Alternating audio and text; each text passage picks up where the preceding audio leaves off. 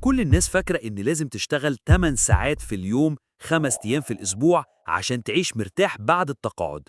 بس تيم فارس في كتابه The 4 Hour Work Week قالك مين قال إن دي الطريقة الصح؟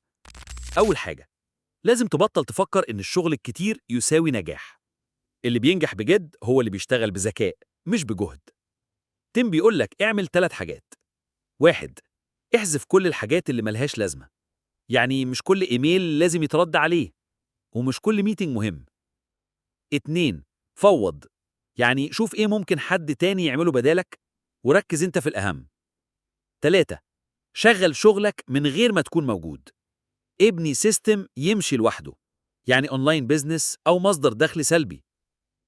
الهدف تعيش أكتر وتشتغل أقل. تيم بيسميها الحرية المصممة، يعني تبني شغل وحياة يناسبوك أنت مش المجتمع. السؤال، تحب تعيش حياتك كلها في المكتب ولا 4 ساعات في الأسبوع تكفي؟